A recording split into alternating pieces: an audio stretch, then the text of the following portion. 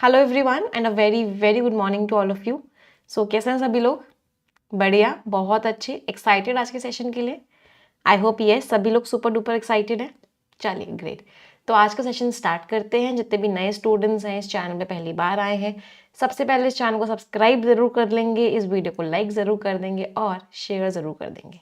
तो स्टार्ट करते हैं वोकैबुलरी के साथ। आज का पहला वर्ड है, the very first word of the day is turmoil. Turmoil शब्द का मीनिंग क्या होता है? उथल पुथल। मुझे कुछ सिनोनिम्स बता दो टर्मोइल के। सबसे पहले टर्मोइल है, इसका मतलब क्या है? मेहम है, बेडलैम है, केओस है, टर्ब्यूलेंस है, टिमल्ट है, अपहीवल है, पैंडेमोनियम है। एक होता है स्ट्रेट ऑफ फ्रेंजी, एक वर्ड होता है फ्रेंजी। फ्रेंजी का मतलब भी क्या होता है कि बहुत ही ज्यादा उथल पुथल मचा हुआ है। तो और कोई चीज इन अ स्टेट ऑफ फ्रेंजी है, इसका मतलब बहुत उथल पुथल है। फिर हैवॉक है, डिजास्टर है, कमोशन है। एक वर्ड होता है डिसएरे, मीन्स डिसऑर्डर ही डिसऑर्डर है। क्या हो रहा है, कैसे हो रहा है, कुछ भी नहीं समझ में आ रहा। तो ये सारे वर्ड्स क्या हो गए? आपस में सिनोनिम्स हो गए। सबकी टोन कैसी है? सबकी टोन नेगेटिव है और ये वर्ड्स का पार्ट ऑफ स्पीच नाउन है। टर्मोइल भी क्या हो गया? नाउन। हाँ, रक्कस है, राइट, रक्कस। तो a state of great disturbance, confusion और अनसर्टेनिटी, उस स्टेट को बोलते हैं turmoil. Chaos, disorder, upheaval. Antonyms, शांति ही शांति है, पीस है, स्टेबिलिटी है, ऑर्डर है। पीस के और वर्ड्स क्या होते हैं? सेरेनिटी है, ट्रैंक्विलिटी है, शांति ही शांति है। तो जो चल रहा है टर्मोइल, जो उथल पुथल चल रही है USAID को लेके, ये इम्पैक्ट करेगी किस चीज को? WHO की फंडिंग को। तो इससे WHO की फंडिंग पे इम्पैक्ट आएगा। अगला वर्ड है कीननेस, लास्ट में NESS लग रहा है। पार्ट ऑफ स्पीच क्या हो गया? नाउन। कीननेस का मतलब क्या हो गया? ये वर्ड बना है कीन से, इसका एडजेक्टिव फॉर्म क्या है? कीन। कीन का मतलब क्या है? आप किसी काम में मैं अपने आप को थोड़ा सा नीचे कर लेती हूँ बेटा, हाँ एक सेकेंड। कीन का मतलब क्या है? कि आप किसी काम को लेके इंटरेस्टेड हो। अगर आप कीन हो किसी चीज में, मतलब आप उस काम को करना चाहते हो, इंटरेस्टेड हो आप उस काम को लेके। आप उस काम को लेके क्या हो? कुछ वर्ड्स बता दो मुझे। जेलस हो, आर्डेंट हो, फर्वेंट हो, एंथुजियास्टिक हो, पैशनेट हो, उस काम को करने के लिए इंक्लाइंड हो, मीन्स आप उस काम को करना चाहते हो। ये सारे के सारे क्या हो गए? सिनोनिम्स हो गए। एंटोनिम्स, आप उस काम को करना ही नहीं चाहते, मतलब बिल्कुल भी इंटरेस्टेड नहीं हो। तो कैसे हो? टेपिड हो, मीन्स बिल्कुल भी नहीं इंटरेस्टेड। इनडिफरेंट हो, नहीं करना चाहते। एपेथेटिक हो, नहीं करना चाहते उस काम को। तो ये दोनों एडजेक्टिव्स थे। उसी का नाउन फॉर्म क्या था? कीननेस, कि ईगर होना, एंथुजियास्टिक होना, किसी काम को लेके बहुत ही ज्यादा इंटरेस्टेड होना। एंथुजियाज्म, ईगरनेस, ज़ील, एक्सूबरेंस भी कह सकते हैं। एक्सूबरेंस मीन्स आप उस काम को लेके बहुत ही ज्यादा क्या हो? बहुत ही ज्यादा इंटरेस्टेड हो, आपको वो काम करना है। एक और वर्ड होता है आर्डर, है आपके अंदर उस काम को लेके। आर्डर, ARDOR, फर्वर, मीन्स आप उस काम को करना चाहते हो। एंटोनिम्स, इनडिफरेंस, कोई फर्क नहीं पड़ता। एपैथी, कोई फर्क नहीं पड़ता, बिल्कुल भी इंटरेस्ट नहीं है। तो सरकार जो चाहती थी, किस चीज को चाहती थी? NEP को इम्प्लीमेंट करना। ये जो सरकार की जो इच्छा है वो एकदम एविडेंट है। एविडेंट मीन्स एकदम क्लियर है। किस चीज से क्लियर है? कि सरकार का जो फोकस है किसके ऊपर? अर्ली एजुकेशन के ऊपर। तो उस चीज से सरकार की जो चाहत है वो एकदम क्या है? क्लियर है। अगला वर्ड है प्री रेक्यूजिट। प्री वर्ड का मीनिंग क्या होता है? बिफोर। तीन वर्ड्स होते हैं, प्री, प्रो, एंटी और फोर। इन सारे के सारे शब्दों का मीनिंग क्या होता है? बिफोर। Requisite means required. तो प्री रिक्विजिट मीन्स कोई चीज जो पहले से ही रिक्वायर्ड है, मतलब कोई चीज जो कि रिक्वायर्ड कंडीशन है किसी चीज को होने के लिए, उसको बोलते हैं pre requisite. Part of speech क्या हो गया? नाउन। तो ऐसी चीज जो कि रिक्वायर्ड एक प्रायर कंडीशन की तरह, प्रायर मीन्स पहले से ही कंडीशन की तरह किसी और चीज के होने के लिए।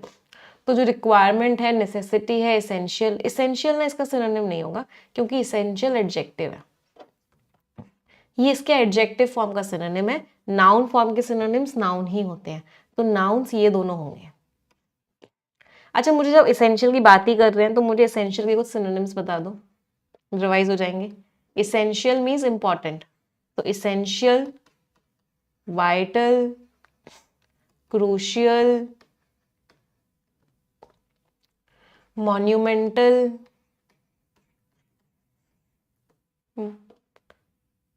मॉन्यूमेंटल होगा या नहीं होगा? नहीं, मॉन्यूमेंटल का तो मतलब कोई चीज बहुत बड़ी होती है उसको बोलते हैं मॉन्यूमेंटल, तो मॉन्यूमेंटल तो नहीं होगा। नहीं, बट मॉन्यूमेंटल के दोनों मीनिंग्स होते हैं, बड़ी को भी बोलते हैं और इंपॉर्टेंट को भी बोलते हैं, तो monumental is correct. Imperative, pivotal, indispensable, इन सारे शब्दों का मीनिंग क्या होता है कि वो चीज कैसी है, वो चीज बहुत ही ज्यादा मोमेंटस, राइट, मोमेंटस, इंपॉर्टेंट है। चलो, एंटोनिम्स क्या हो गए? ऑप्शनल है, जरूरी नहीं है, आपकी मर्जी है। अननेसेसरी है, नॉन एसेंशियल है, जरूरी नहीं है। अच्छा, ये सारे भी ना एडजेक्टिव फॉर्म के एंटोनिम्स हैं, all of them are antonyms of adjective form. तो फाउंडेशनल लिटरेसी को अचीव करना, foundational means basic, literacy means पढ़ना लिखना, तो बेसिक लिटरेसी अचीव करना एक बहुत ही ज़रूरी चीज़ है। किस चीज़ के लिए? अगर हमें अपने लोग ऐसे बनाने हैं जो कि हाईली स्किल्ड हो, तो हम चाहते हैं कि हमारी हाईली स्किल्ड वर्कफोर्स बने, वर्कफोर्स में जो लोग काम करें वो हाईली स्किल्ड हो, उसके लिए हमको फाउंडेशनल लिटरेसी अचीव करनी पड़ेगी, ये पहले करना पड़ेगा। अगला वर्ड है सैप कर देना। अगर आपने किसी को सैप किया है मतलब आप उसको कमजोर बना रहे हो, धीरे धीरे धीरे करके उसको क्या कर रहे हो? कमजोर बना रहे हो, सैप कर रहे हो। एक्शन की बात कर रहे हैं, पार्ट ऑफ स्पीच क्या हो गया? वर्ब हो गया। तो ग्रेजुअली धीरे धीरे वीकन करना या कमजोर बनाना, किसी की एनर्जी कम कर देना। ड्रेन कर लिया, डिप्लीट कर दिया, एग्जॉस्टेड है कोई इंसान, थका हुआ है। एनर्वेटेड, थका हुआ है। फैटीग्ड, कोई इंसान कैसा है? बहुत ही थका हुआ है। ये वर्ब की थर्ड फॉर्म है, एडजेक्टिव की तरफ भी यूज हो सकता है।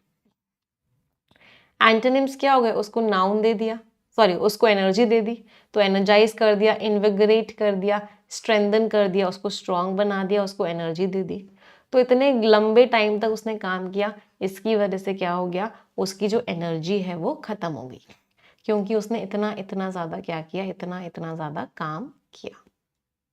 चलो, हम कमजोर करना और स्ट्रांग बनाने की बात कर रहे हैं, तो मुझे बता दो भाई, वीक के सिनोनिम्स बता दो, रिवाइज कर लेते हैं वीक के सारे सिनोनिम्स। कोई इंसान वीक है मतलब, रिवाइज करेंगे जल्दी से। फीबल है, फ्रेल है, फ्रेजाइल है,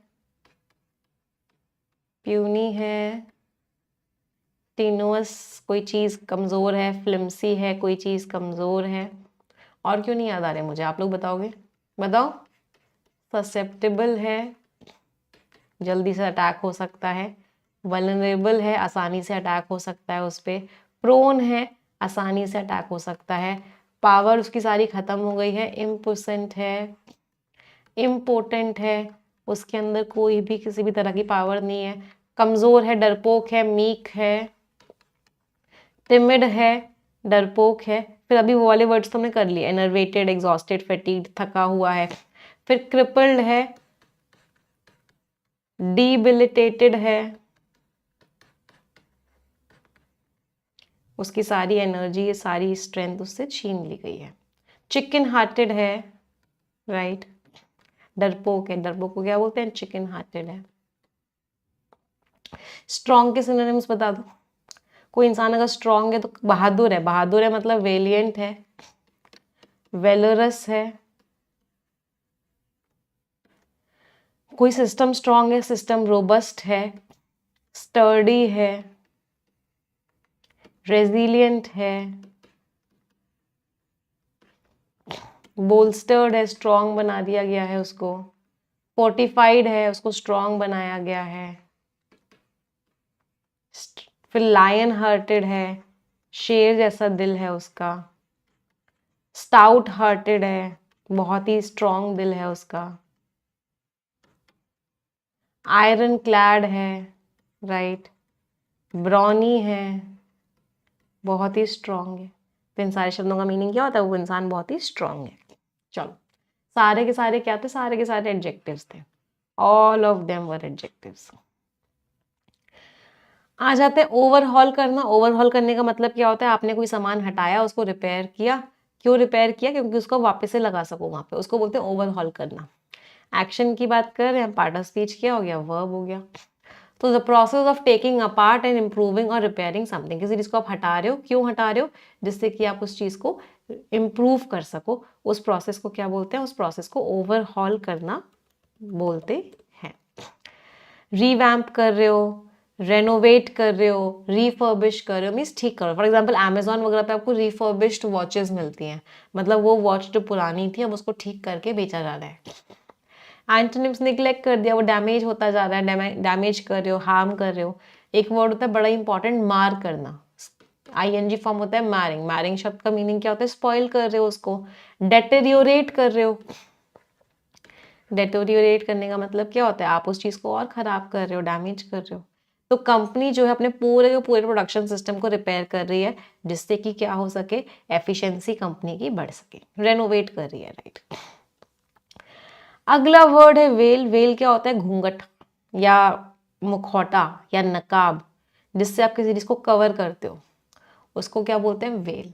तो अगर आप किसी चीज को वेल अनवील कर रहे हो, तो इसका मतलब क्या है? घूंघट उठा रहे हो। घूंघट उठा रहे हो मतलब सबके सामने रख रहे हो। वेल कर रहे हो मतलब क्या कर रहे हो? छुपा रहे हो। तो इस वेल को नाउन की तरह भी यूज करते हैं और वर्ब की तरह भी यूज करते हैं, दोनों तरीके से यूज कर लेते हैं। जब नाउन की तरह यूज करते हैं तो इसका मतलब होता है घूंघट। जब वर्ब की तरह यूज करते हैं इसका मतलब होता है छुपाना। छुपाना भी नहीं आता, जताना भी नहीं आता, मतलब वेल करना भी नहीं आता और अनवेल करना भी नहीं आता। Mask, curtain, shroud. श्राउड बहुत इंपॉर्टेंट वर्ड है। Shroud means cover. तो किसी चीज को श्राउड करना, मास्क करना।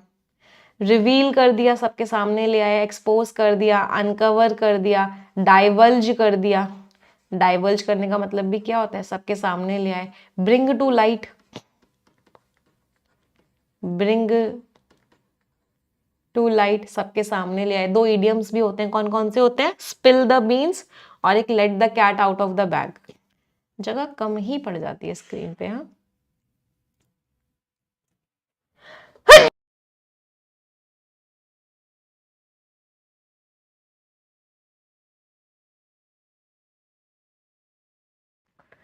Just 1 second.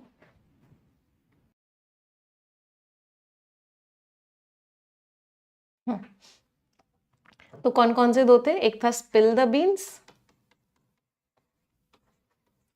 और दूसरा था let the cat out of the bag.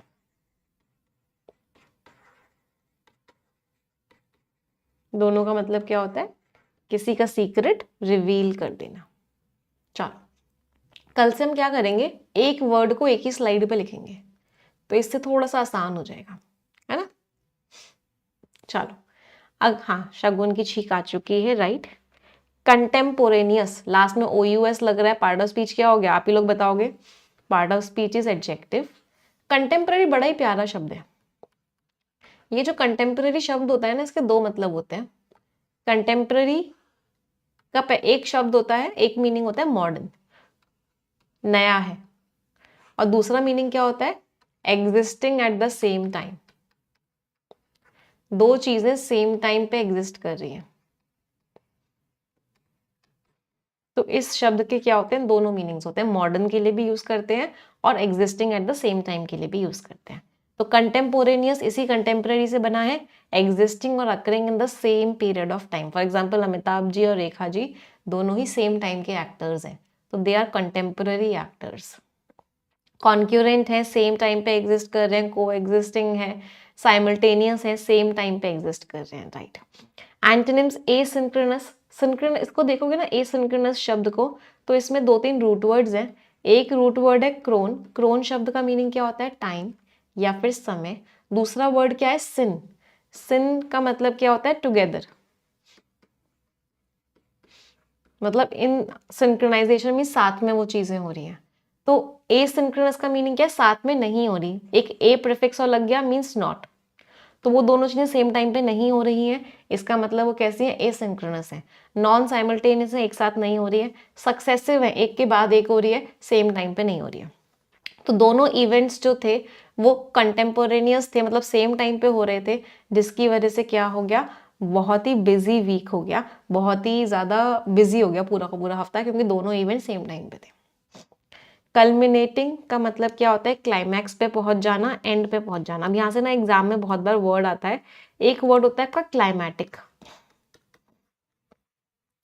Climatic का मतलब क्या होता है? वो चीज जो क्लाइमेट से रिलेटेड है। अब क्लाइमेट और वेदर में डिफरेंस क्या होता है, मुझे ये भी बता दो।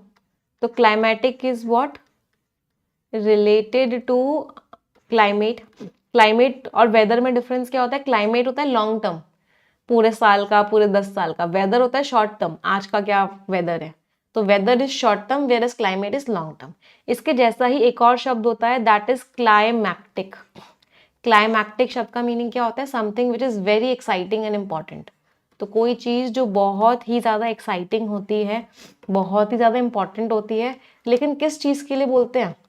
कोई मूवी चल रही है तो उसका क्लाइमैक्स। क्लाइमैक्स का मतलब क्या होता है?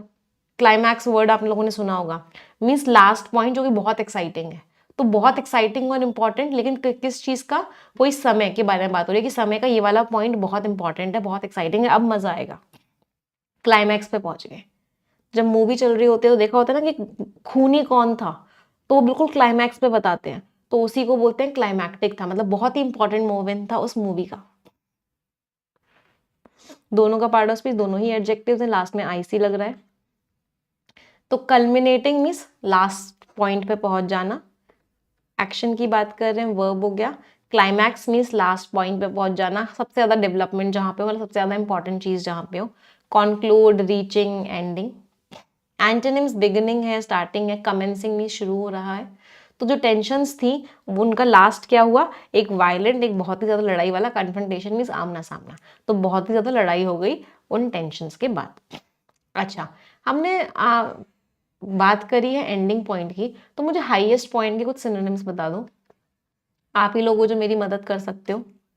कोशिश करते हैं कम से कम हम 10 सिनोनिम्स लिख दें हाईएस्ट वर्ड के। चलो, बहुत बार पढ़े हैं हमने क्लासेस में, सबको याद हो गए होंगे, अब तक तो रट गए होंगे। Zenith, Acme, very good. Pinnacle, apex, summit. मैं अपने आप को जरा हटा लेती हूँ। और कोई है जो किसी को याद आ रहा हो, जो हमने ना लिखा हो? Peak, very good. Crest, climax भी कह सकते हैं, हाईएस्ट पॉइंट मतलब एकदम सबसे इंपॉर्टेंट वाला पॉइंट। तो इन सबका मीनिंग क्या होता है? हाईएस्ट पॉइंट ऑफ समथिंग, किसी चीज का एकदम ऊपर वाला पॉइंट। अच्छा, नीचे वाले पॉइंट को क्या बोलते हैं? सबसे लोएस्ट पॉइंट को क्या बोलते हैं? नादिर, या फिर पिनेकल, सॉरी, या फिर थ्रेशोल्ड। थ्रेशोल्ड वो पॉइंट होता है जहां से चीजें स्टार्ट होती है, और नादिर इज लोएस्ट पॉइंट। तो जहां से चीजें स्टार्ट हो रही है मतलब लोएस्ट पॉइंट ही हो गया वो भी। तो थ्रेशोल्ड और नादिर इज लोएस्ट पॉइंट, याद रहेगा। अगले वर्ड पे आते हैं। The next word is dissipation, last में ION लग रहा है। पार्ट ऑफ स्पीच क्या हो गया? नाउन। डिसिपेशन इज फैलाना, इसका वर्ब फॉर्म क्या होता है? डिसिपेट करना। तो अगर आप किसी चीज को डिसिपेट कर रहे हो मतलब एक तरीके से वेस्ट कर रहे हो, उसको फैला दिया आपने, मतलब वेस्ट कर दिया। दैट मीन्स क्या कर दिया? डिसिपेट कर दिया। ये इसका वर्ब फॉर्म है और ये इसका नाउन फॉर्म है। तो डिसिपेशन इज धीरे धीरे कोई चीज फैल के खत्म होती जा रही है, वेस्टफुल, इनएफिशिएंट, आप गलत यूज कर रहे हो, उसको फैला दे रहे हो। डिस्पर्सल, डिप्लीशन, वेस्ट कर रहे हो उसको। एंटोनिम्स, एक्यूमुलेशन, इकट्ठा कर रहे हो। कंसंट्रेशन, एक ही जगह वो इकट्ठी हो रही है। प्रिजर्वेशन, उसको प्रोटेक्ट कर रहे हो। तो जो पोस्ट कोविड के बाद जो इकोनॉमी में बूम आया था, जो उछाल आया था, फिर वो जो है खत्म हो गया। इसकी वजह से बहुत ही केयरफुल नजरिया बन गया है फ्यूचर के लिए। लेक्यूना बहुत ही इंपॉर्टेंट वर्ड है, बहुत बार एग्जाम में आ चुका है। लेक्यूना नाउन है, लेकिन हमेशा याद रखना लेक्यूना इज अ सिंगुलर नाउन। ये कैसा नाउन है? सिंगुलर नाउन है। प्लूरल नाउन क्या होता है इसका? इसका प्लूरल नाउन होता है लेक्यूने। तो लेक्यूना मीन्स कोई कमी है, कोई अनफिल्ड स्पेस है, गैप है, कोई भी कमी है, दैट मीन्स लेक्यूना है। गैप, ओमिशन, वॉइड, डेफिशिएंसी, किसी भी तरह की कमी है। एंटोनिम्स, लगातार चीजें चलती जा रही हैं, कॉन्टिन्यूटी है, कंप्लीटनेस है, फुलनेस है।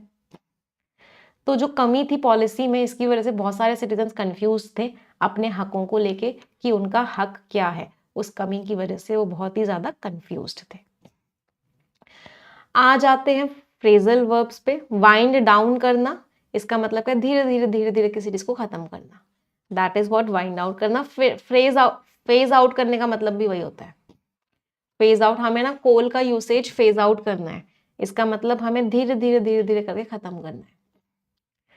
Get across, I hope I am able to get across you guys, मतलब जो मैं बात कह रही हूँ वो बात आपको समझ में आ रही है, मैं अपनी बात को कम्युनिकेट कर पा रही हूँ आप तक मैं अपना मैसेज पहुंचा पा रही हूँ। इसका मतलब क्या है? गेट अक्रॉस करना मीन्स आपको अपनी बात समझा पाना। कार्व आउट, मतलब he has carved out a name for himself, उसने अपना नाम एक कार्व आउट किया, मतलब उसने बहुत मेहनत करी है और उसने सक्सेस को अचीव किया है। उसने किसी चीज को क्रिएट किया है, ऑब्टेन किया, सक्सेसफुल होने के लिए बोलते हैं कार्व आउट अ नेम। बहुत मेहनत करी है, बहुत कोशिश करी है, मतलब उसने क्या किया है? कार्व आउट किया है। रोप इन, किसी को इन्वॉल्व कर लेना, लेट्स रोप हिम इन, चलो उसको इन्वॉल्व करते हैं इस काम में। तो दैट इज व्हाट रोप इन करना, उस इंसान को इन्वॉल्व करना काम में। समझ आई वोकैबुलरी? चलो इडियम्स एंड फ्रेजेस पे आते हैं। The early bird catches the worm, जो अर्ली बर्ड होती है, जो इंसान सबसे पहले एक्शन लेता है, उसे सबसे अच्छे रिजल्ट्स मिलते हैं। तो अर्ली बर्ड जो है वर्म को कैच कर लेती है, सबसे ज्यादा रिजल्ट्स बर्ड को मिलते हैं। चलो बर्ड वाले कुछ इडियम्स करते हैं। ईट लाइक अ बर्ड का मतलब क्या होता है? अगर आप बर्ड की तरह खा रहे हो, इसका मतलब क्या है? बहुत कम खा रहे हो।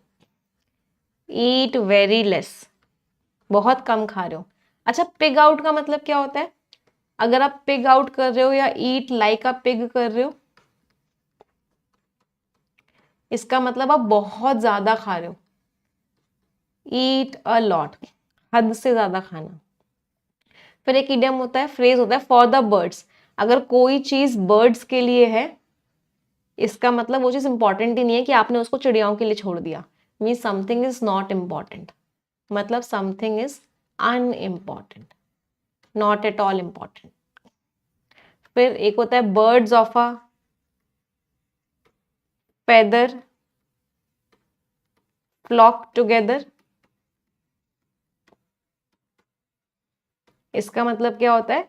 एक जैसे लोग साथ में घूमते हैं, means people with similar characteristics, वो लोग जो एक जैसे हैं।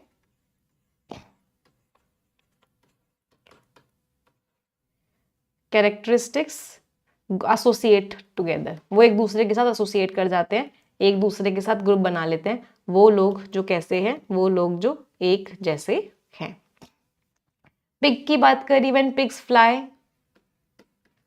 व्हेन पिग्स फ्लाई मतलब इम्पॉसिबल काम है, कोई काम जो इम्पॉसिबल है। A bird eye view,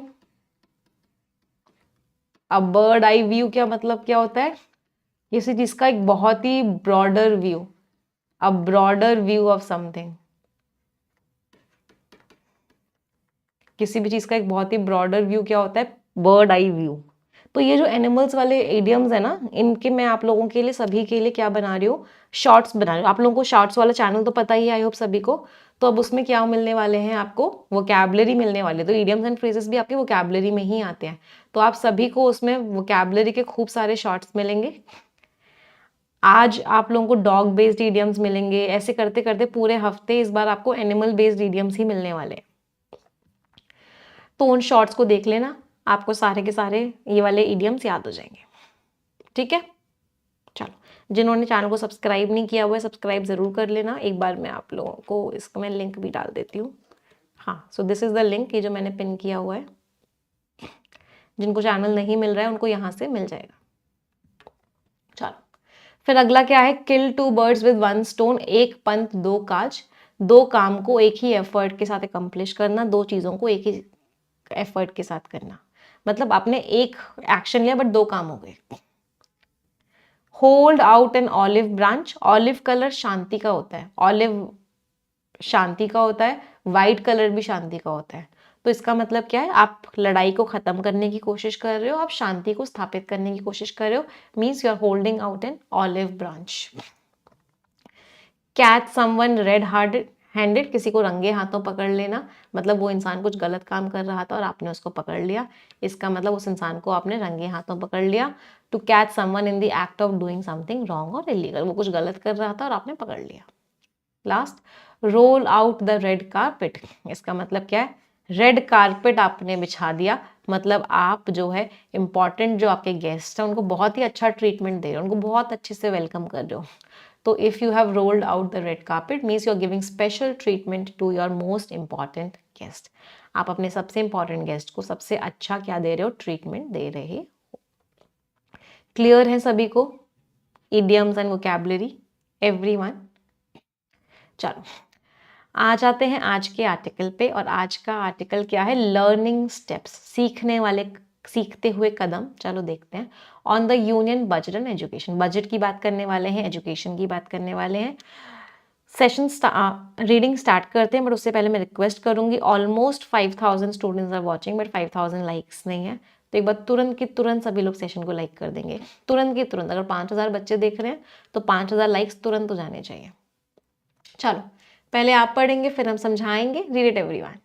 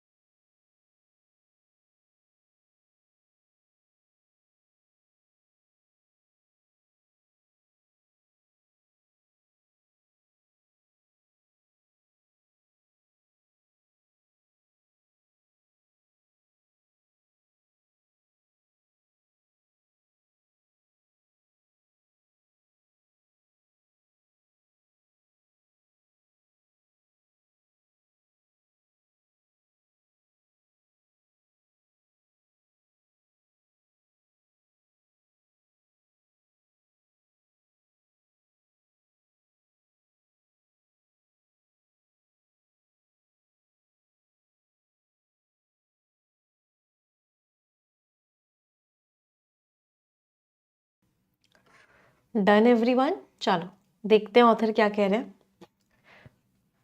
beside some high profile announcements, कुछ हाई प्रोफाइल अनाउंसमेंट्स हुए। हाई प्रोफाइल का मतलब क्या है, बहुत ही ज्यादा हाई लेवल के।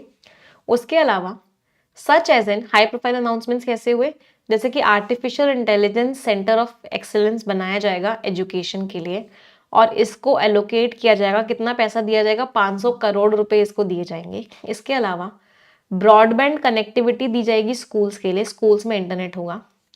दी expansion of 5 third generation IITs बनाए जाएंगे। फंडिंग बढ़ाई जाएगी, पैसा दिया देते हैं जो बढ़ाया जाएगा फॉर इंडियन नॉलेज सिस्टम्स, इसके लिए फंडिंग बढ़ाई जाएगी। बजट 2025, इस सब के अलावा बजट 2025 ने प्रॉमिस किया है, क्या वादा किया है, कि हायर एलोकेशंस की पैसा ज्यादा दिया जाएगा एजुकेशन को, कंपेयर टू, अगर हम कंपेयर करें पिछले साल के जो रिवाइज्ड एस्टिमेट्स आए थे उससे कंपेयर करें तो इस बार पैसा ज्यादा दिया जाएगा। तो एजुकेशन में बहुत सारा पैसा दिया जाएगा इस बार बजट में, ऐसा बोला गया है। बहुत बड़ी बड़ी चीजें तो की जाएंगी, इंटरनेट दिया जाएगा स्कूल में, नए आईआईटीज मतलब आईआईटीज को एक्सपैंड किया जाएगा, फंडिंग खूब की जाएगी, आर्टिफिशियल इंटेलिजेंस का सेंटर ऑफ एक्सीलेंस बनाया जाएगा। तो इस साल बजट ने प्रॉमिस किया है कि हम खूब सारा पैसा देंगे एजुकेशन को। देयर वॉज अ 7% इंक्रीज, 7% का इंक्रीज है हायर एजुकेशन में। ऑल्दो, हालांकि जो एक्चुअल एक्सपेंडिचर था, जो एक्चुअल में खर्चा हुआ था 2023-24 वाले साल में, वो 10% ज्यादा था जो 2025-26 के बजट एस्टिमेट से कंपेयर करें तो। अ की चैलेंज, की मीन्स एक important challenge in higher education. Higher education में एक चैलेंज क्या है is that the ambitious, ambitious means आगे का सोचने वाले, हर कुछ ना कुछ पाने वाले यूजीसी रिफॉर्म्स जो आए हैं, जो चेंजेस आए हैं हायर एजुकेशन में, आप लोगों को याद होगा हमने एक आर्टिकल भी पढ़ा था इन चेंजेस का, जो कि हमने मॉडल किए हैं, किसके ऊपर बनाए हैं, किसके हिसाब से बनाए हैं, एडवांस्ड कंट्रीज जो हैं, जो डेवलप्ड कंट्रीज हैं, उनके हिसाब से हमने चेंजेस लेके आए हैं हम हायर एजुकेशन में। इनको बहुत ही ज़्यादा सिग्निफिकेंट मीन्स ह्यूज, बहुत ही ज़्यादा फंडिंग की ज़रूरत है। For instance, instance means example, for example introducing, जो इंट्रोड्यूस किया गया है 4 साल के डिग्री प्रोग्राम्स, जिससे अलाउ भी किया है स्टूडेंट्स को कि वो कोर्सेज को ले सकते हैं अलग अलग इंस्टीट्यूशंस में। इम्प्लीमेंट किया है बाय एनुअल एडमिशंस, की साल में 2 बार एडमिशंस होंगे। और भी जो स्ट्रक्चरल चेंजेस किए गए हैं, पूरे के पूरे स्ट्रक्चर में चेंज किए गए हैं, वो डिमांड करते हैं, वो किस चीज़ को मांगते हैं, सब्सटैंशियल, सब्सटैंशियल मीन्स ह्यूज, बहुत ज़्यादा पैसा मांगते हैं, फाइनेंसिस मीन्स पैसा मांगते हैं, विच विल, जो कि इनएविटेबली, इनएविटेबली मीन्स जिसको अवॉइड नहीं कर सकते, inevitable is what, that can't be avoided. तो इसकी जिम्मेदारी किसके ऊपर पड़ेगी, आप इस चीज को अवॉइड नहीं कर सकते, इसकी जिम्मेदारी स्टेट गवर्नमेंट्स पर ही पड़ेगी। हाउएवर, लेकिन जो बजट 2025 है, जो 2025 का बजट है, डज नॉट अपीयर टू, ऐसा नहीं लगता है कि वो एडिक्वेटली, वो अच्छे से एड्रेस कर सके, अच्छे से पूरा कर सके इन फाइनेंशियल कंसर्न्स को, इन चिंताओं को। तो पूरे पैराग्राफ में क्या बोला ऑथर ने कि बजट ने अच्छा खासा फंड बढ़ा दिया है, फंडिंग बढ़ा दी है, बहुत सारी चीज़ों को फंडिंग दी जा रही है, हायर एजुकेशन को फंडिंग दी जा रही है, लेकिन प्रॉब्लम वाली बात यह है कि जो चेंजेस आए हैं यूजीसी के रिफॉर्म्स में, जो बहुत चीज़ों को चेंज कर रहे हैं, स्ट्रक्चर को चेंज कर रहे हैं, उनको और भी ज़्यादा फंड की ज़रूरत है, जो वो फंड बजट नहीं दे पा रहा है। पैसेज समझ आया सभी को? चलिए अब थोड़ी सी ग्रामर करते हैं, मुझे कुछ कुछ क्वेश्चंस का आंसर देंगे। एक तो मुझे बिसाइड्स और बिसाइड में डिफरेंस बता दो, इंक्रीज्ड का पार्ट ऑफ स्पीच बता दो, रिवाइज्ड का पार्ट ऑफ स्पीच बता दो, इस सेंटेंस का टेंस बता दो, इंक्रीज का पार्ट ऑफ स्पीच बता दो, इस वॉज वर्ब का सब्जेक्ट बता दो, इज वर्ब का सब्जेक्ट बता दो, रिक्वायर वर्ब का सब्जेक्ट बता दो, डिमांड वर्ब का सब्जेक्ट बता दो। चलो यहां से लेकर यहां तक पार्सिंग करेंगे। बिसाइड्स का मतलब क्या होता है, के अलावा, अपार्ट फ्रॉम, के अलावा। बिसाइड का मतलब क्या होता है, के बगल में, means at the side of, Ram Shyam के बगल में बैठे हैं, तो Ram is sitting beside Shyam, के बगल में। और बिसाइड्स मीन्स इसके अलावा, उसके पास गाड़ी के अलावा एक मोटरसाइकिल भी है, he has a car besides a motorcycle, motorcycle के अलावा एक गाड़ी भी है। दोनों में डिफरेंस क्लियर है? इंक्रीज्ड फंडिंग, फंडिंग नाउन है, कैसी फंडिंग है, इंक्रीज्ड फंडिंग है। इंक्रीज्ड क्या हो गया, नाउन के बारे में बताने वाला शब्द adjective. Similarly revised estimates, estimates noun है, नाउन के बारे में बताने वाला शब्द क्या होता है, एडजेक्टिव, तो रिवाइज्ड भी क्या हो गया, एडजेक्टिव। दोनों ही वर्ब्स की थर्ड फॉर्म है, दोनों ही एडजेक्टिव का रोल प्ले कर रही है, इसका मतलब दोनों के दोनों को हम क्या बोलेंगे, पास्ट पार्टिसिपल बोलेंगे। तो ये दोनों पास्ट पार्टिसिपल हैं। एक ही वर्ब है, वर्ब की सेकंड फॉर्म है, तो ये सिंपल पास्ट टेंस है। इंक्रीज नाउन है, क्योंकि आर्टिकल हमेशा नाउन के बारे में बताता है, आर्टिकल है नाउन के बारे में बताएगा।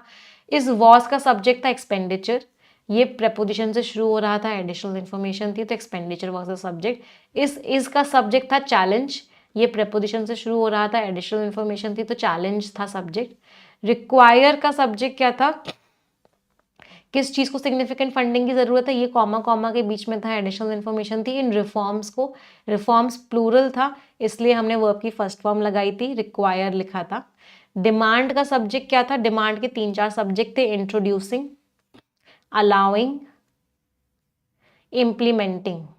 तो डिमांड के किन किन चीज़ों को फाइनेंसिस की ज़रूरत है, बच्चे कोर्सेज ले पाए तो उनको अलाउ करना, बाई एनुअल एडमिशंस को इम्प्लीमेंट करना, 4 ईयर डिग्री प्रोग्राम्स को इंट्रोड्यूस करना। तो इसको ये तीनों सब्जेक्ट्स थे, एक से ज़्यादा सब्जेक्ट्स थे, एंड से कनेक्टेड थे, इसलिए हमने वर्ब की फर्स्ट फॉर्म लगाई थी। हाउएवर आपका यहाँ पे एडवर्ब का रोल प्ले कर रहा है। बजट 2025 नाउन हो गया, डज वर्ब हो गया, नॉट भी एडवर्ब होता है, अपीयर वर्ब होता है, टू प्रपोजिशन हो गया, एडिक्वेटली एडवर्ब हो गया, एड्रेस वर्ब हो गया, दीज एडजेक्टिव हो गया, फाइनेंशियल भी एडजेक्टिव है, कंसर्न्स आपका नाउन है। स्कोर्स एवरीवन, क्या क्या स्कोर्स रहे सभी के? चलो अगला पैसेज पढ़ेंगे सभी लोग।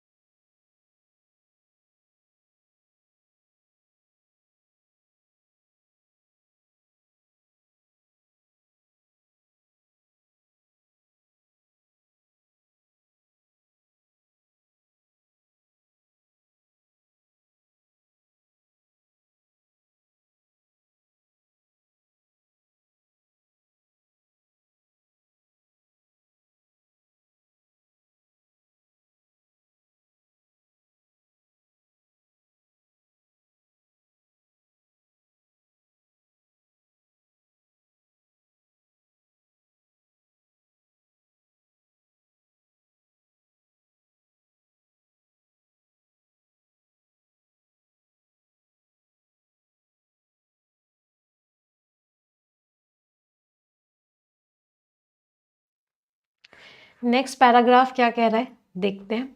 The release of the ASER 2024 report, ये जो रिपोर्ट रिलीज हुई इन द सेम वीक, इसी हफ्ते में जिस हफ्ते में यूनियन बजट रिलीज हुआ, तो ये दोनों चीजें साथ में रिलीज हुई। इसने हाईलाइट किया, किस चीज पे जोर डाला? जो गैप्स हैं, जो कमियां हैं, किस चीज में कमियां हैं? इंडिया के स्कूल एजुकेशन सिस्टम में। तो हमारे स्कूल सिस्टम में जो कमियां हैं वो सामने आई, पर्टिकुलरली मेनली फाउंडेशनल लिटरेसी में, कि बच्चों को पढ़ना लिखना भी नहीं आता है, एंड न्यूमरेसी में बच्चों को गिनना या गिनती भी नहीं आती है। तो इसके अंदर कमियां हैं, वो कमियां सामने आई, जिसको FLN बोला गया, FL और N। वाइल द रिपोर्ट, इस रिपोर्ट ने इंडिकेट किया, इस रिपोर्ट ने दर्शाया दैट लर्निंग लॉसेज, जो लर्निंग में कमियां आई थी from the covid pandemic, covid pandemic की वजह से, क्योंकि स्कूल्स बंद हो गए थे, वो कमियां तो रिकवर हो गई हैं, वो कमियां तो खत्म हो गई हैं। एंड इन सम केसेस, और कुछ कुछ केसेस में तो जो FLN लेवल्स हैं, जो लोगों को पढ़ना लिखना आता है और जो काउंटिंग करना आता है बच्चों को, वो अपने हाईएस्ट एवर पे है। मतलब इतना ज्यादा आज तक नहीं हो जितना अभी आ रहा है, लेकिन फिर भी इंडिया स्टिल है सम वे, इंडिया को अभी भी रास्ता कवर करना है before achieving the full FLN। किससे पहले कि हर किसी को पढ़ना लिखना आए, हर किसी को काउंटिंग आए, इससे पहले इंडिया को अभी भी बहुत रास्ता कवर करना है, जो 2026-27 का टारगेट है निपुण भारत स्कीम के अंदर। तो निपुण भारत स्कीम के अंदर टारगेट क्या है 2026-27 का, कि बच्चों को पढ़ना आए, लिखना आए और काउंटिंग आए। ये बेसिक स्किल तो हर बच्चे को आनी चाहिए। Compare to the 2024-25 revise estimates, अगर हम 2024-25 के एस्टिमेट से कंपेयर करें, तो स्कूल एजुकेशन को इस बार कितना पैसा दिया गया है? हैज बीन एलोकेट किया गया है एडिशनल 11,000 करोड़, 16% का इंक्रीज किया गया है इस बार स्कूल एजुकेशन में। हाउएवर, लेकिन as a percentage of the total budget, अगर हम माने कि पूरे बजट का कितना परसेंटेज है एजुकेशन का बजट, तो ये जो इंक्रीज है वो सिर्फ और सिर्फ 0.12 परसेंटेज पॉइंट्स का ही है, ब्रिंगिंग द एलोकेशन, जिसकी वजह से एलोकेशन 1.55% हो गया है एजुकेशन को। हायर एजुकेशन की बात करें तो जो बजट का फ्रैक्शन है वो चेंज ही नहीं हुआ है, वो 0.99% ही है। पहले भी 0.99% ही था हायर एजुकेशन को जो मिला था टोटल बजट का परसेंटेज, अब भी उतना ही है। वाइल इंस्टीट्यूशंस, हालांकि जो इंस्टीट्यूशंस हैं जैसे केंद्रीय विद्यालय संगठन कॉन्टिन्यू टू रिसीव, अभी भी केंद्रीय विद्यालय संगठन को अच्छी खासी ह्यूज फंडिंग मिलती है, लेकिन जो इंक्रीज है वो नहीं दिखाता है कि इनफ्लोज स्टेट्स में बढ़ने वाले हैं, स्टेट्स को ज़्यादा पैसा मिलने वाला है, ऐसा नहीं दिख रहा है। स्टेट्स जो कि प्राइमरी, जो कि मेन इम्प्लीमेंटर्स हैं, सारी जिम्मेदारी स्टेट्स के पास ही होती है स्कूल एजुकेशन प्रोग्राम्स को इम्प्लीमेंट करने की। तो बेसिकली पूरे पैराग्राफ में ऑथर ने यही बताया है कि हायर एजुकेशन को कितना बजट मिला, स्कूल एजुकेशन को कितना बजट मिला, कितना बजट बढ़ गया, केंद्रीय विद्यालय को अच्छा खासा फंडिंग मिल रही है, लेकिन फिर भी प्रॉब्लम्स हैं, अभी भी कमियां हैं, अभी भी जो हमारा टारगेट है, अभी भी हम उस टारगेट से काफी दूर हैं, ऐसा ऑथर ने इस पूरे के पूरे पैराग्राफ में बोला है। समझ आया सभी को पैसेज? चलो अगला पैराग्राफ पढ़ेंगे सभी लोग।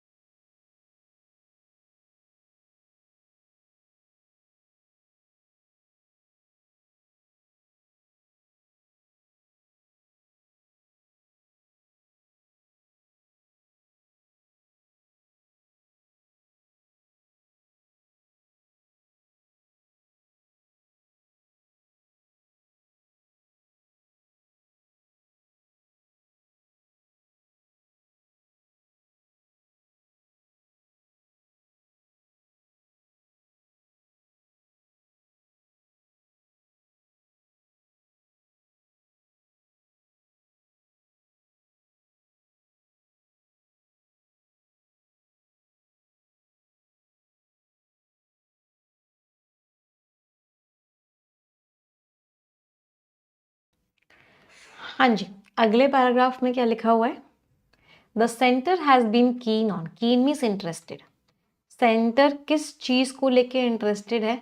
सेंटर इंटरेस्टेड है कि वो पूरी तरीके से इम्प्लीमेंट करे नेशनल एजुकेशन पॉलिसी को, तो एनईपी को बहुत अच्छे से इम्प्लीमेंट करे, जो कि प्रपोज करती है, जो कि प्रस्तावित करती है अब 5+3+3+4 सिस्टम। ये सिस्टम क्या है देख लेते हैं। इस 5+3+3+4 सिस्टम का मतलब है कि 5 साल तो बच्चों को अर्ली एजुकेशन दो अप टू क्लास 3, मतलब क्लास 3 तक 5 साल की एजुकेशन कैसी होनी चाहिए? बच्चों की अर्ली एजुकेशन होनी चाहिए, उनको बेसिक कॉन्सेप्ट्स पढ़ाओ। अर्ली एजुकेशन को प्रायोरिटाइज करो, अर्ली एजुकेशन को सबसे इंपॉर्टेंस दो, क्योंकि यही एक की है, यही एक चाबी है, यही सबसे इंपॉर्टेंट चीज़ है फुल एफएलएन को अचीव करने के लिए। मतलब क्लास 3 तक बच्चे को पढ़ना भी आ जाए, लिखना भी आ जाए और काउंटिंग करना भी आ जाए। तो शुरू के 5 साल बहुत ज़रूरी हैं अगर हमको एफएलएन अचीव करना है, मतलब foundational literacy and numeracy achieve करनी है कि बच्चे को पढ़ना लिखना और काउंटिंग करना है, तो स्टार्टिंग 5 साल बहुत ज़रूरी होते हैं बच्चे की पढ़ाई में। लेकिन एक क्रिटिकल मीन्स एक बहुत ही इंपॉर्टेंट गैप है। क्रिटिकल का मतलब क्या? यहाँ पे क्रिटिकल मीनिंग इंपॉर्टेंट नहीं, सीरियस है बेसिकली। एक बहुत ही सीरियस गैप, एक बहुत ही सीरियस कमी है जो रह जाती है 2 ईयर्स बिफोर क्लास 1। क्लास 1 से पहले के जो 2 साल होते हैं, जो एलकेजी यूकेजी के आपके 2 साल होते हैं, आर मैनेज्ड बाय, उसमें कौन पढ़ाता है? एलकेजी यूकेजी कौन पढ़ाता है? अंडर पेड, मतलब जिन लोगों को पैसा भी नहीं मिलता, आंगनवाड़ी वर्कर्स पढ़ाते हैं, मतलब जिन लोगों को उतना पैसा भी नहीं मिलता, हु आर ऑलरेडी ओवरबर्डन, जो बहुत ज़्यादा ओवरबर्डन होते हैं, जिनके ऊपर बहुत ज़्यादा भार होता है, एंड ऑफन लैक, और उनके पास ज़्यादातर एडिक्वेट सफिशिएंट ट्रेनिंग भी नहीं होती है कि वो बच्चों को एफएलएन के हमारे गोल्स हैं, जो हमारा मकसद है कि बच्चों को लिटरेसी और न्यूमरेसी आ जाए, उसको पूरा कर पाए। तो ऑथर ने बोला फर्स्ट क्लास से तो ठीक है, फर्स्ट क्लास से तो टीचर्स होते हैं, उनकी सैलरीज भी अच्छी होती है, उनको ट्रेनिंग भी अच्छी होती है, लेकिन फर्स्ट क्लास से पहले जो 2 क्लासेस होती हैं एलकेजी और यूकेजी की, उनको आंगनवाड़ी वर्कर्स पढ़ाते हैं, जो कि अंडर पेड होते हैं, जिनके पास ट्रेनिंग भी नहीं होती है और जो बहुत ही ज़्यादा बर्डनड होते हैं। तो वहाँ पे थोड़ी सी कमी है।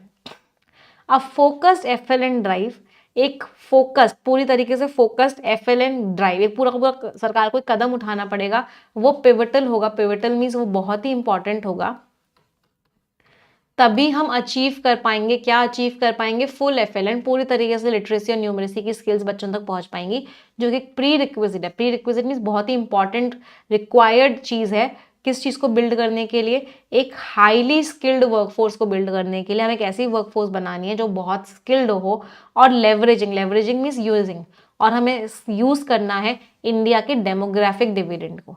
डेमोग्राफिक डिविडेंड क्या मतलब क्या होता है? डेमोग्राफिक डिविडेंड का मतलब होता है कि हमारे पास सबसे हाईएस्ट नंबर किसका है? यंग लोगों का। तो हमारे पास इतने ज़्यादा यंग लोग हैं, मतलब हमारा डेमोग्राफिक डिविडेंड बहुत हाई है। जिस कंट्री के पास जितने ज़्यादा यंग लोग होते हैं, उसके पास उतना ही डेमोग्राफिक डिविडेंड होता है। तो हमारे पास इतने सारे जो यंग लोग हैं, हम उस चीज़ को तभी यूज़ कर पाएंगे जब हमारे यंग लोग कैसे होंगे? स्किल्ड होंगे, उनको काम करना आता होगा।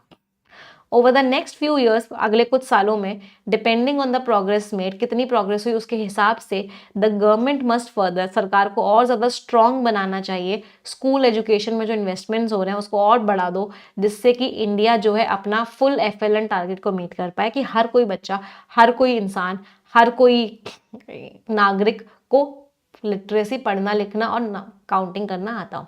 Time is of the essence, समय बहुत इंपॉर्टेंट है, समय बहुत मूल्यवान है। तो पूरे पैराग्राफ में ऑथर ने वही बोला कि भाई चीज़ें अच्छी हो रही हैं, लेकिन अभी भी कुछ-कुछ कमियाँ हैं और उन कमियों को इंडिया को सॉल्व करना पड़ेगा। उस कमियों को सरकार को सॉल्व करना पड़ेगा। सरकार को स्कूल एजुकेशन में इन्वेस्टमेंट अच्छा करना पड़ेगा, जिससे कि एफएलएन, फुल एफएलएन का टारगेट हम अचीव कर पाएँ और अपने डेमोग्राफिक डिविडेंड को हम मैक्सिमम से मैक्सिमम यूज़ कर पाएँ। अच्छा था ना पैसेज? एडिटोरियल के आर्टिकल्स अच्छे होते हैं ना, बहुत कुछ नॉलेज भी मिलती है, हमारा ओपिनियन भी बनता है और हमारी अवेयरनेस भी इम्प्रूव होती है। एनालिटिकल थी, थोड़ी सी क्रिटिकल थी, स्लाइटली क्रिटिकल थी, बहुत ज़्यादा बुराई नहीं करी ऑथर ने, बट कहीं कहीं ऑथर ने क्रिटिकल टोन यूज़ करी थी कि जितना बजट था उतना नहीं दिया, जितना इंक्रीज होना था उतना इंक्रीज नहीं हुआ, बहुत ना के बराबर इंक्रीज हुआ, अभी भी कमियां हैं, अभी भी प्रॉब्लम्स हैं, तो हल्की सी क्रिटिकल थी। वैसे जो टोन थी वो एनालिटिकल थी। चलो क्वेश्चंस पर आते हैं। First question, it's time for reading comprehension now.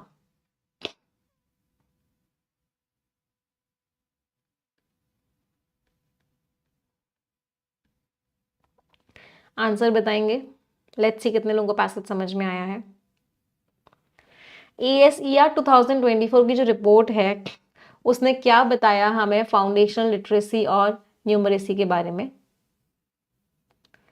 Learning losses अभी तक रिकवर नहीं हुए, नहीं रिकवर तो कर लिए हैं। ये कम हो गए लेवल्स? नहीं। हाँ, लर्निंग लॉसेस हम रिकवर कर चुके हैं, लेकिन अभी भी पूरी तरीके से फाउंडेशनल लिटरेसी नहीं आई है। सही है। हमने टारगेट अचीव कर लिया? नहीं, अभी टारगेट अचीव नहीं किया। Answer is C. Very good. Next question,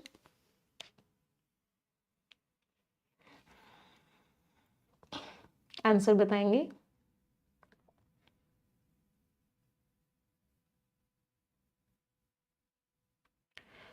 कौन सा स्टेटमेंट बहुत अच्छे से डिस्क्राइब करता है ट्रेंड एजुकेशन बजट में? जो बजट है वो बहुत ज़्यादा बड़ा है। हायर एजुकेशन का जो बजट है, अंडर फंडेड तो नहीं है। अंडर फंडेड वर्ड गलत हो गया। अंडर फंडेड मीन्स फंडिंग बहुत कम मिली है, नहीं। स्कूल एजुकेशन थोड़ा बहुत बड़ा है और हायर एजुकेशन का शेयर तो सेम ही है, ये लिखा हुआ था, सही लग रहा है। ओवरऑल बजट कम हुआ है क्या? नहीं। हायर एजुकेशन को बहुत ज़्यादा इंक्रीज मिला है? नहीं, स्कूल बजट को ज़्यादा इंक्रीज मिला है हायर एजुकेशन के कंपैरिजन में। तो answer is what? B. Next question,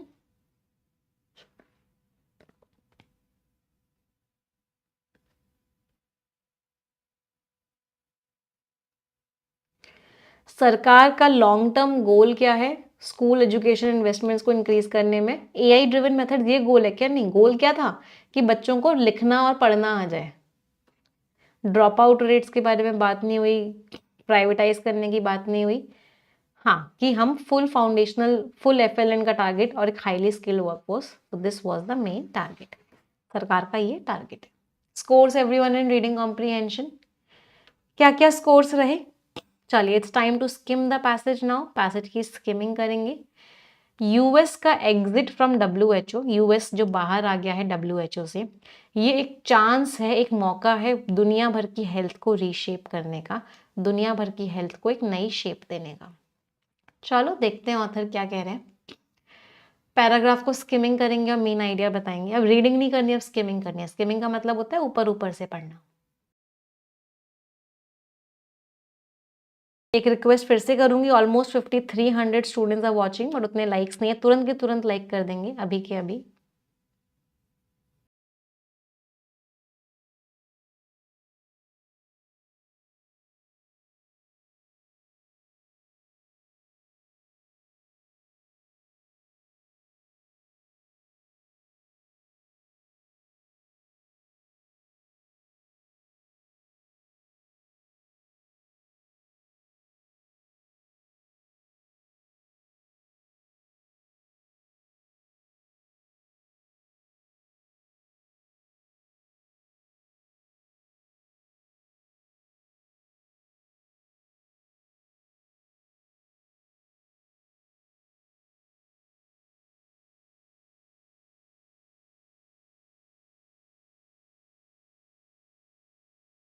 हाँ जी, क्या मेन आइडिया निकला सभी का?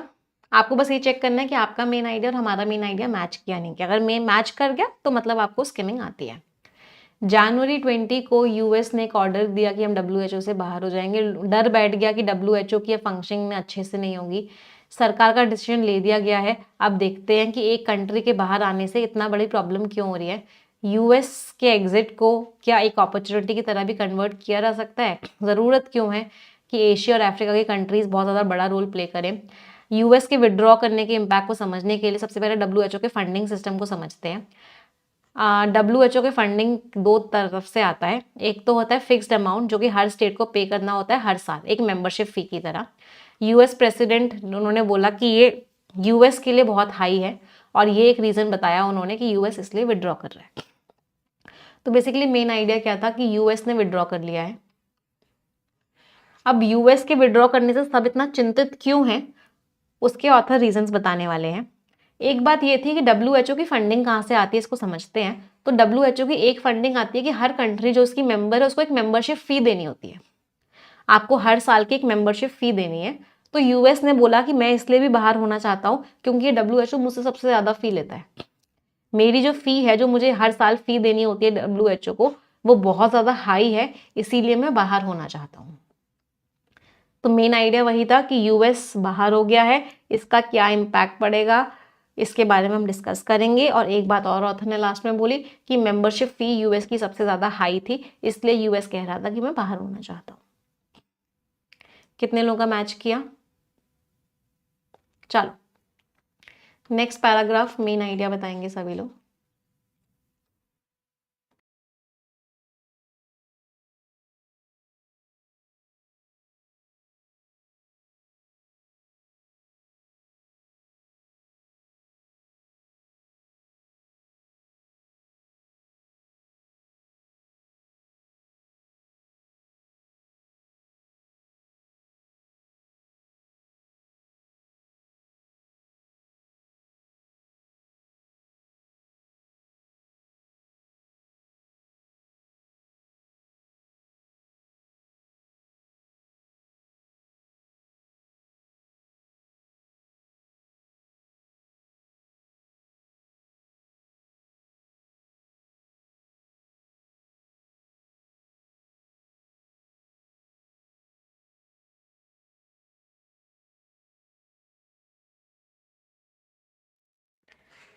हाँ जी, नेक्स्ट पैराग्राफ क्या कह रहा है? जो कॉन्ट्रीब्यूशंस हैं वो अश्योर करते हैं फंडिंग पे, फंडिंग को यूज़ करता है डब्ल्यूएचओ सैलरीज देने में, रोज़ की फंक्शनिंग करने में। ये मिनिमम रिसोर्सेज होते हैं जो ऑर्गेनाइजेशन को चाहिए जिससे कि उसके ऑपरेशन चलते रहें। फिर दूसरा जो आता है, एक तो हो गई फिक्स्ड फंडिंग जो हर कंट्री को देनी होती है। फिर एक दूसरी आती है वॉलंटरी कॉन्ट्रीब्यूशंस। अब यहाँ पे डोनेशंस होते हैं, एडिशनल कॉन्ट्रीब्यूशंस देते हैं स्टेट्स। तो ये जो वीसीज होते हैं वॉलंटरी कंट्रीब्यूशन की, आपकी मर्जी है दो, नहीं मर्जी है मत दो। ये प्रोजेक्ट्स के लिए होते हैं, बाकी एक्टिविटीज के लिए होते हैं। डब्ल्यूएचओ इन वीसी फंड्स को यूज करता है कंसल्टेंट्स को हायर करने में। लेकिन इन फंड्स का प्रॉब्लम क्या होती है, ये वॉलंटरी होते हैं, हमेशा टाइम बाउंड होते हैं, स्पेसिफिक एक्टिविटीज के लिए होते हैं, अनप्रिडिक्टेबल होते हैं। आप जबरदस्ती नहीं कर सकते किसी कंट्री को देने के लिए। तो बहुत सारे डोनर्स होते हैं जो फंड्स दे देते हैं पोलियो को खत्म करने के लिए, पेशेंट की सेफ्टी के लिए, किसी और काम के लिए। ये जो कॉन्ट्रीब्यूशंस होते हैं ये नॉन ट्रांसफरेबल होते हैं, टाइट जैकेटेड होते हैं, मतलब जिस एक्टिविटी के लिए दिए गए हैं उसी एक्टिविटी में लगाए जाएंगे। यूएस ने विड्रॉ कर लिया है, वीसी भी इम्पैक्ट होगा क्योंकि बहुत सारे यूएस बेस्ड डोनेशंस होते थे वो कम हो जाएंगे। तो ऑथर ने यहाँ पे दूसरे तरह की फंडिंग बताई है। पहली फंडिंग थी फिक्स्ड फंडिंग जो मेंबर कंट्रीज को देनी ही देनी होती थी और जो सैलरीज देने के लिए होती थी, डब्ल्यूएचओ के जो लोग हैं उनकी सैलरीज, डब्ल्यूएचओ के जो रोजमर्रा के ऑपरेशंस हो रहे हैं। अब दूसरी फंडिंग होती है वॉलंटरी फंडिंग जो मेंबर स्टेट्स देती हैं अपनी मर्जी से, कोई कंपल्शन नहीं होता है। और ये फंडिंग किस लिए यूज की जाती है, जैसे कि कुछ एक्स्ट्रा काम करना है, तो किसी बीमारी को एलिमिनेट करना है, कोई कंसल्टेंट हायर करना है, कोई ऐसा स्टाफ हायर करना है जो थोड़े से समय के लिए ही काम करेगा, इस तरीके के लिए वॉलंटरी फंडिंग को यूज किया जाता है। अब यूएस बाहर हुआ है तो वॉलंटरी फंडिंग पे इम्पैक्ट पड़ेगा क्योंकि यूएस से भी बहुत ज्यादा डोनेशंस आते थे डब्ल्यूएचओ में। कितने लोगों का मेन आइडिया मैच किया? चलो नेक्स्ट पैराग्राफ स्किमिंग करेंगे सभी लोग।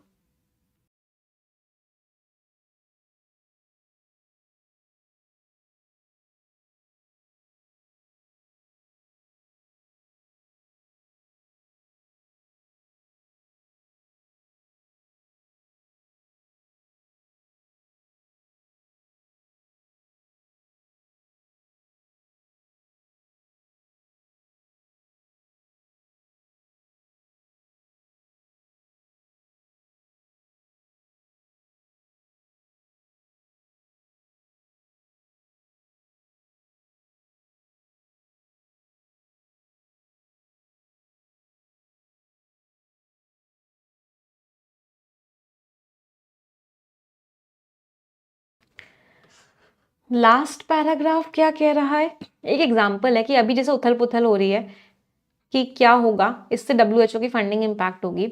फाइनेंशियल इम्पैक्ट तो बहुत ज़्यादा होगा, जितना डायरेक्ट शेयर है उससे भी ज़्यादा होगा। एक और आर्ग्यूमेंट है जो यूएस अपने विड्रॉल के लिए कह रहा है कि मैं इसलिए बाहर हो रहा हूँ, जिसको बार बार लोग यूज़ भी करते हैं डब्ल्यूएचओ को बुराई करने के लिए, कि ऑर्गेनाइजेशन बहुत ब्यूरोक्रेटिक है, बहुत ऑफिशियल बेस्ड है, मतलब बहुत ज़्यादा ही ब्यूरोक्रेटिक है, मतलब तुरंत के तुरंत काम नहीं करती, बहुत सारे प्रोसेसेस होते हैं उसके बाद काम होता है, और इसको चेंजेस की ज़रूरत है। ये बात सही भी है, और कोई चीज़ें ठीक हो इसके लिए हर चीज़ को रिफॉर्म्स की ज़रूरत होती है, डब्ल्यूएचओ कोई अलग नहीं है। डब्ल्यूएचओ जो है इसमें बहुत सारी प्रॉब्लम्स हैं और सिस्टमेटिक प्रॉब्लम्स भी आ रही हैं जो इसने झेली हैं। इतने सारे चैलेंजेस आ रहे हैं जैसे कि एंटी माइक्रोबियल रेजिस्टेंस की, मतलब दवाई काम ही नहीं करती है, वो जो माइक्रोब होता है आपकी बॉडी के अंदर दवाई से भी बच जाता है, क्लाइमेट चेंज आ रहा है, ग्लोबल वार्मिंग हो रही है, इतनी सारी प्रॉब्लम्स हो रही हैं, तो दुनिया को एक डब्ल्यूएचओ की बहुत ही स्ट्रॉन्ग डब्ल्यूएचओ की ज़रूरत है। तो पूरे पैराग्राफ में क्या लिखा हुआ है कि एक रीज़न है लोग डब्ल्यूएचओ को क्रिटिसाइज कर रहे हैं, यूएस कह रहे हैं मैं बाहर हो रहा हूँ, उसका रीज़न ये है कि डब्ल्यूएचओ ना पुराना हो गया, मतलब उसमें ना चेंजेस की ज़रूरत है, उसमें ना रिफॉर्म्स की ज़रूरत है, और ऊपर से इतनी सारी प्रॉब्लम्स आ रही हैं, तो अब रिफॉर्म तो लाना ही पड़ेगा डब्ल्यूएचओ में, डब्ल्यूएचओ को अब स्ट्रॉन्ग बनाना पड़ेगा, पुराना पुराना डब्ल्यूएचओ अब नहीं चल पाएगा। तो ऑथर ने पूरे पैसेज में मेन आइडिया सिर्फ इतना ही था कि डब्ल्यूएचओ को अब रिफॉर्म्स की जरूरत है, we need a stronger WHO, सिर्फ एक लाइन का ये मेन आइडिया था। कितने लोगों का मेन आइडिया मैच किया? बिलिप्स का मतलब वही हो गया बेटा, प्रॉब्लम्स, उसी को बिलिप्स बोलते हैं। चलो क्वेश्चंस बताएंगे।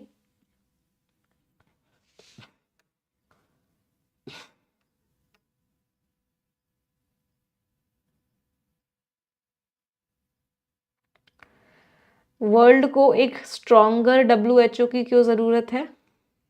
क्योंकि चैलेंजेस बड़े कॉम्प्लेक्स होते जा रहे हैं, अलग अलग तरह के चैलेंजेस आ रहे हैं। रिप्लेस करना है डब्ल्यूएचओ को नेशनल हेल्थ एजेंसीज को? नहीं। फंडिंग बढ़ रही है क्या? नहीं। क्योंकि डेवलप कंट्रीज ने विड्रॉ कर लिया है इसीलिए? नहीं। Answer is a. Next question,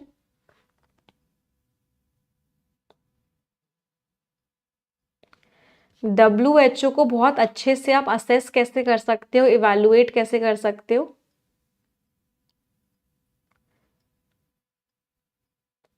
कि हम समझें कि इसकी कमियां क्या हैं, इसके कॉन्ट्रीब्यूशंस क्या हैं, तभी तो असेसेस होंगे। असेसमेंट होता ही क्या, इवैल्यूएट करना। इवैल्यूएशन कैसे होगा? कंपेयर करके क्या? नहीं, हम इसकी कमियों को और इसके कॉन्ट्रीब्यूशन को दोनों को एक्नॉलेज करें, समझें और फिर उस हिसाब से काम करें। सिर्फ ब्यूरोक्रेटिक इनएफिशिएंसी ओनली वर्ड ने गड़बड़ कर दी, नेशंस अकेले अकेले इसका रोल डिसाइड करें? नहीं। Answer is B. Scores everyone. चलो मैच द कॉलम्स, देखते हैं कितने इडियम्स याद हुए। The early bird catches the worm, mean जो जल्दी एक्शन लेता है उसको रिजल्ट्स अच्छे मिलते हैं। Kill two birds with one stone, मतलब एक पंथ दो काज। कहाँ गया? Hold out an olive branch, शांति स्थापित करना। कैच समवन रेड हैंडेड, रंगे हाथों पकड़ लेना। Roll out the red carpet, बहुत ही बढ़िया वेलकम देना किसी को। B C A E and D. जो बच्चे कह रहे हैं मैम 120 रूल्स ऑफ ग्रामर की बुक, वोकैब प्रोडिजी की बुक ऑफलाइन नहीं मिलती है, बेटा 120 रूल्स ऑफ ग्रामर और वोकैब प्रोडिजी ऑफलाइन नहीं मिलेगी, आप ऑनलाइन ले सकते हो। फ्लिपकार्ट पे मिल जाएगी आपको, अमेजोन पे मिल जाएगी, दोनों पे मिल जाएगी। आप ऑनलाइन ले लो, बहुत जल्दी आ जाती है, 1 से 2 दिन में आ जाती है। 10 शब्द है, इनमें से 3 वर्ड्स का मीनिंग सभी लोग कमेंट में लिखेंगे। आप सभी की जिम्मेदारी है कि आप कम से कम 3 वर्ड्स का मीनिंग कमेंट में लिखेंगे ही लिखेंगे। इट इज़ योर रिस्पॉन्सिबिलिटी, और हर किसी को अपनी जिम्मेदारी हर हालत में पूरी करनी है। यस, तो सबको कम से कम 3 वर्ड्स का मीनिंग कमेंट में लिखना है। जो जो बच्चे लिखेंगे उनमें से एक बच्चे को हम success no more an illusion book भी गिफ्ट करेंगे, उस बच्चे के घर वो बुक भिजवाई जाएगी। तो मेक श्योर करिए कि सभी लोग को कम से कम 3 वर्ड्स का मीनिंग कमेंट में लिखें ही लिखें। जो बच्चे मुझसे कंप्लीट इंग्लिश पढ़ना चाहते हैं वो आज के आज ही परफेक्शन 2.0 बैच को ज्वाइन कर लेंगे। जितना डिले करोगे परफेक्शन बैच को ज्वाइन करने में, उतने ही बाकी बच्चे आपसे आगे निकल जाएंगे। इंग्लिश सबसे स्कोरिंग सब्जेक्ट होता है किसी भी एग्जामिनेशन में, और अगर आप एडिटोरियल और प्रोफेशन की क्लासेस में रेगुलरली आ रहे हो, इंग्लिश को रोज 2 घंटे दे रहे हो, तो आपकी इंग्लिश बहुत ही ज़्यादा इंप्रूव हो जाएगी, इस बात की गारंटी है। बट उसके लिए आपको कम से कम इंग्लिश को 2 घंटे रोज देने पड़ेंगे। परफेक्शन बहुत इंपॉर्टेंट है। More than 1 lakh students profession की क्लास को रेगुलरली देखते हैं। अगर आप नहीं देख रहे हो तो आप उनसे बहुत पीछे रह जाओगे। कंपटीशन में हो, एक एक दिन बहुत कीमती होता है। आप कोड लगाओगे निमिषा, आपको मैक्सिमम डिस्काउंट भी मिल जाएगा, बट मेक श्योर कि आप क्लासेस को रेगुलरली करो। सिर्फ इंग्लिश पढ़ना है तो यस ऑफिसर एप्लीकेशन पे जाके एक्सक्लूसिव सब्सक्रिप्शन ले लोगे। अगर सारे सब्जेक्ट्स पढ़ने हैं तो प्रीमियम सब्सक्रिप्शन ले लोगे। ये स्पेसिफिकली बैंकिंग एग्जाम्स के लिए, pre plus mains plus interview. सारे सब्जेक्ट्स आपको मिलेंगे। कोड लगाओगे निमिषा, इस कोड को लिख लो, आपको मैक्सिमम डिस्काउंट मिल जाएगा। Ma'am, I study in Prayagraj and there is a problem that your books are not available here and I checked at many shops. I tried to order online but no seller is delivering at this address. 120 rules of grammar. बेटा ऐसा करो, आपके पास मेरा WhatsApp number है ना, उस WhatsApp number पे आप हमें आपके एरिया का कोई बुक सेलर भेज दो, जो हाँ उसका पूरा एड्रेस भी भेज देना, उस बुक सेलर का नाम, उस पूरे बुक सेलर का एड्रेस, तो आई विल ट्राई कि मैं वहाँ पे बुक्स अवेलेबल करवा दूँ। ठीक है, और कोई दिक्कत? आई होप नहीं है। ये टेलीग्राम चैनल से इनको ज्वाइन कर लो, यहाँ सारी पीडीएफ, सारी मैगजीन्स आपको मिल जाती हैं, सारा कंटेंट मिल जाता है। कोई डाउट, कोई क्वेरी होती है, आप हमें इस नंबर पे व्हाट्सएप कर सकते हो, या इस वीडियो के डिस्क्रिप्शन में फॉर्म दिया हुआ है, उस फॉर्म को फिल कर देना। टीम आपको कॉल करेगी, आपके सारे डाउट